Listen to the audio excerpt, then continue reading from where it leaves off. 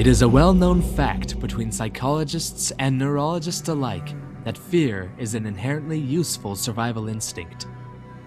The ability to experience negative stimuli with an instant response to potential threat has historically determined the difference between life and death for a vast variety of species.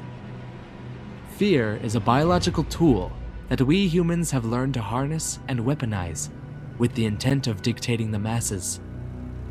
However, this reactive impulse humanity has become all too familiar with yields more than one singular use. Fear possesses the unique ability to both entertain and educate those in response about our world's unforgiving nature. The most common manifestations of fear's enthralling dominion can be found throughout narrative storytelling. Masked behind ancient myths, religious practices, and urban legends, frightening folktales have served as entertaining implementations of cautionary instruction for thousands of years. In simpler times, whisperings of supernatural entities residing in the ocean, air, and forests served as helpful warnings for children to avoid imminent danger. Nowadays, these creatures have altered at the hands of young artists, prowling far beyond their predisposed purpose of suspenseful safeguarding. The measure of benefit, in contrast to mental and emotional corruption, lingers just beyond the tree line, as we hesitate to continue participating in the all-consuming creation of folklore. Together, we shall explore the light and dark aspects of human reverie gathered by folklorists, psychologists, and scholars of 2023 to 2026. Their findings have led me to believe that consuming folkloric media prepares our minds to process conflict and connects us to a collective cultural heritage, despite its reputation to elicit mass hysteria and unnecessary fear of fictitious deities.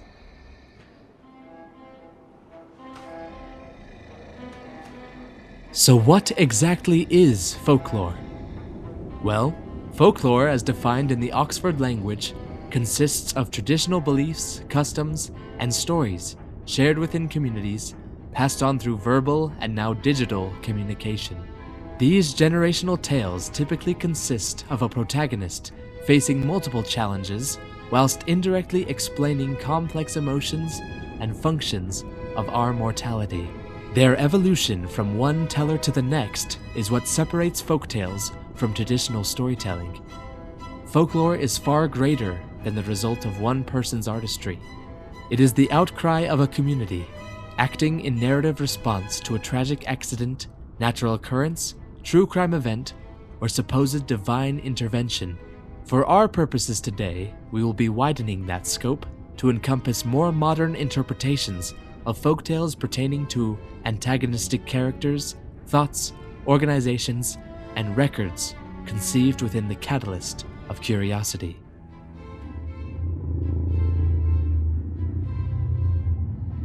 Over the last century, urban legends have begun to spread far quicker and clearer than any other form of folkloric media, as stated by strategic communications professor Andrew Peck in 2023. His novel, Digital Legends and Belief, The Slenderman, Folklore and Media, expounds upon the electrifying legend of the Slenderman and the consequences of networked belief. Peck wanders the labyrinth of digital media and how it extends our ability to connect with like-minded enthusiasts who challenge our individual online actions. Creative users are compelled to operate in ways that are consistent with a forum's perception of the arts, prompting the A-list artist Victor Surge, aka Eric Knudsen, to submit 2 entries for an online Photoshop contest on the Something Awful website in June of 2009. His entries depicted 2 monochrome scenes of childish bliss, with the operator, Slenderman, subtly lurking in the background.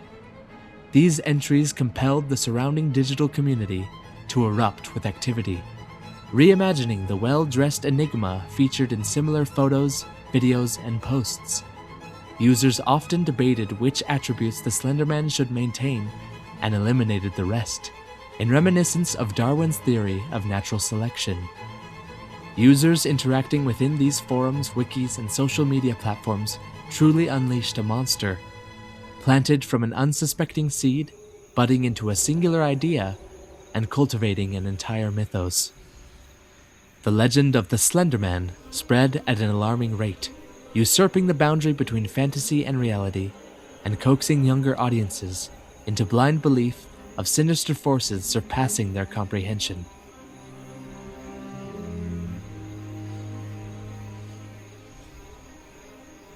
At a sleepover on May 31st, 2014, two 12-year-old girls named Morgan Geiser and Anissa Weir lured their friend Peyton Lettner into the woods of Davids Park in Waukesha, Wisconsin, where they attempted to murder and sacrifice her to the Slender Man. The pair of juvenile perpetrators believed that doing so would fulfill a ritual to appease the operator, leaving Peyton for dead. Although the victim was stabbed 19 times, she fortunately survived after crawling to a nearby path where she was found by a passing cyclist. This event encapsulates the mere tip of a disturbing folk horror iceberg that continues to thaw and flood pop culture to this day. Similar to the Slender Man, other online figures of supernatural malice, such as the Rake, Momo, Eyeless Jack, Jeff the Killer, the Hat Man, and countless other viral vexes have all emerged from ominous images with little to no context or background. The addictive pulls of digital folklore have the tendency to lead users down spiraling paths of creeping creativity. Recent installments regarding pop culture's latest folkloric entities can be found in catalogs from fictional creature conservatories, such as the SCP Foundation, the Backrooms, Analog Horror Series, and countless websites linked throughout the internet. These collaborative realities of fiction allow storytellers and folklorists to bring their creations to life within alternate universes where horror, sci-fi, and urban fantasy unite. In mimicry of documented reports, organizations, and locations, an ever-expounding web of modern mythology continues to grow increasingly accessible to anyone with a browser. Upon exploring these institutions myself, I have personally mistaken muddled science fiction for documented history. In 2010, leaked Soviet records from the Cold War titled The Russian Sleep Experiment were supposedly released online for the general public to deliberate. In this written fiction by creepypasta user Orange Soda, alleged findings by Russian scientists from 1947 depicted the effects of a sleep-depriving gas upon 5 prisoners kept awake for 15 days straight. The experiment resulted in hallucination, mutilation, cannibalism, and ultimate death for all inmates involved. I was convinced of this story's validity from the moment I heard it, since there was no reason not to believe it. In respect to Orange Soda's mimicry of official medicinal terminology, it took extensive research behind the scenes of digital folktelling for me to piece together this legend's fraudulence. Paired with other users' installments of doctored images, grainy audio clips, and remnants of experimental equipment, this story has altered mine and several of my peers' perceptions of recent history. Consequently, I have begun to question the validity of other findings I've previously mistaken for the truth. This notion demonstrates the dangers of subtle folkloric overexposure regarding our reality. A reality so overstimulating, one can't help but wish to explore beyond its limits, to voyage across the collective subconscious horizons of the dreamscape.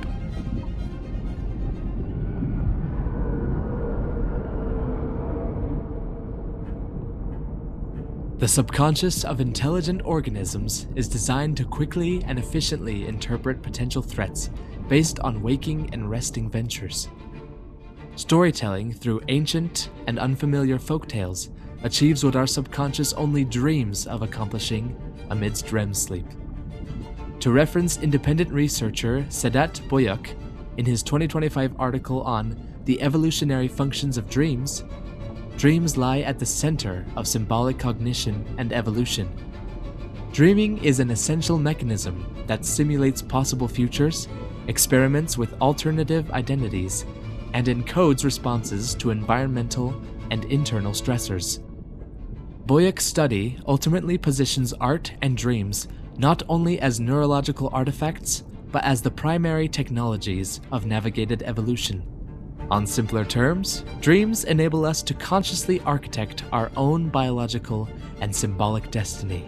The same can be said about storytelling. By willingly subjecting ourselves as audience members or performers to the pull of collective folkloric dreaming, social differences are disputed and settled in an instant.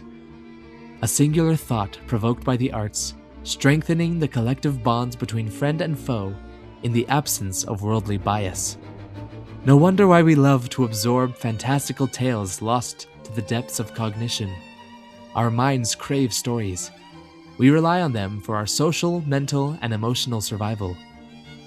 Folkloric storytelling conditions the subconscious to process conflict.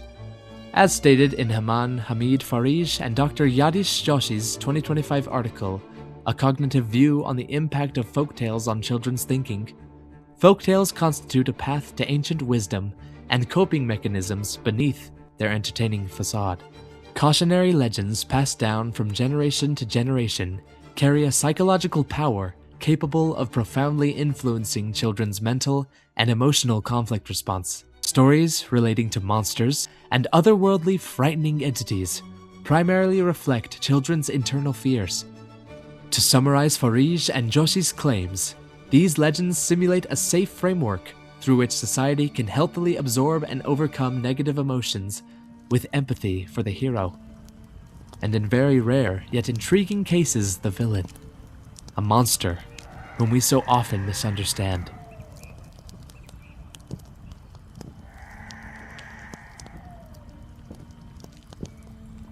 Cryptids are my personal favorite manifestations of folklore, balancing historic accounts of documented events with the thrilling nature of mythical creatures. The Mothman, for example, is a humanoid entity, complete with gaping red eyes and a 10 to 15 foot wingspan. This local legend hails from Point Pleasant, West Virginia, back on November 15th, 1966, when two couples spotted a man-sized bird creature of sorts milling about an abandoned World War II munitions plant.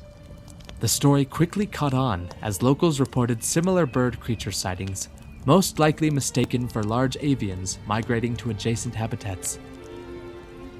Taking inspiration from the cult classic Batman comics, the Mothman garnered a similarly mysterious name and intrigue.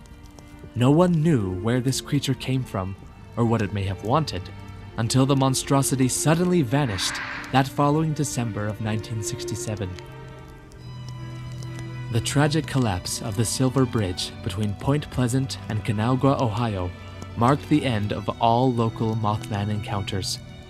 46 people lost their lives in this calamity as the bridge's steel burst under pressure of heavy traffic and icy conditions. In the moment, little to no explanation as to what could have caused this collapse was available to the public. This led locals to blame their winged tormentor, despite its reported benevolence. Although associated with fear and foreboding, the Mothman was never reported to have directly attacked anyone. Its lethal status can be challenged as a harbinger of doom, a warning of disaster and advocate of prophecy, an airborne guardian of ethical intent separating itself from the generic mindless banes of cryptozoology. 60 years later, the Mothman continues to capture our nation's imagination. Though the town of Point Pleasant remains forever scarred from its disappearance, a 12-foot stainless steel statue of the Mothman, erected by Bob Roach in 2003, continues to inspire locals and tourists alike as a symbol of shared cultural trauma.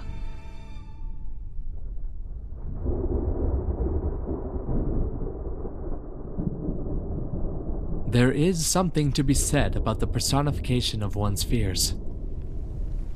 From a child's perspective, misunderstood emotions and foreign stimuli serve as the optimal breeding grounds for doubt, dread, and worries of nightmarish proportions. Fears of the dark and creeping creatures can be traced directly back to insecurity, anxiety, and stress. Having experienced similar emotions in my own childhood, I learned to process them through creativity and imagination, centered around storytelling. I recall multiple family gatherings where my capacity to comprehend the paranormal was put to the test. My grandfather and cousins veiling me with oral legend of spirits, ghosts, and entities, frightening me to my core. I remember conversing with my older sister about the possibility of these legends' truth, attempting to resist their pulls and yet ultimately yielding to the enticing retellings from the mouths of my familial audience. It wasn't until I joined in on the fun that my fears began to ebb, realizing that I too could participate in the conception of these stories rather than merely experiencing their effects.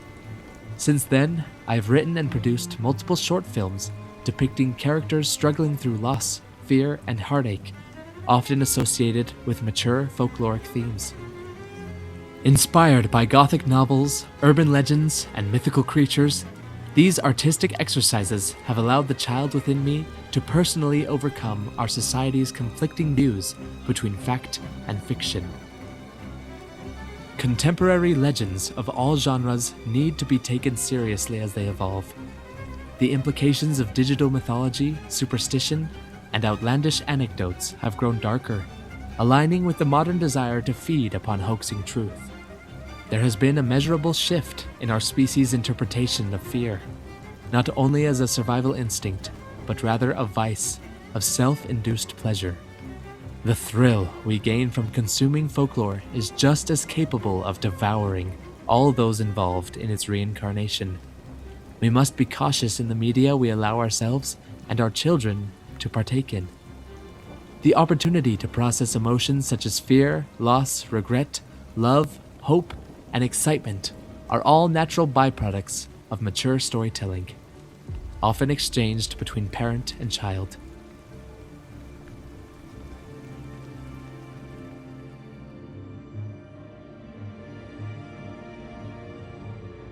The young and impressionable minds of our day are in need now more than ever of practical ways to combat emotional turmoil, stressful environments, and the unforgiving constraints of a digitalized society. Consuming folkloric media prepares young minds to interpret their inner demons as personal adversaries to overcome rather than masters to obey. It is adamant that we recover the lost meanings and traditions of these tales for the sake of educating future generations on historical dilemmas, decisions, and consequences. Mankind prospers amongst optimism, creativity, and freedom to dream. We must not repress the environments and experiences that allow our children to navigate the boundaries of mental and emotional maturity. This collective exploration strengthens bonds between family, friends, and loved ones across cultures. It is up to us in our daily habits of media consumption to recognize storytelling for what it truly is. Man's first and foremost line of defense in coping with our tumultuous reality. Allowing dreamlike tales to beguile us as a carnivorous creature courting its prey arouses within each audience member the primal urge to fight back against the banal confines of daily toil. Traditional beliefs, customs, and stories passed on through verbal and now digital communication nourish our minds on a beneficial scale beyond logical comprehension. It isn't until we join in the exciting reimagination of this folkloric predator ourselves that we begin to realize the sacred validity of consuming the creature.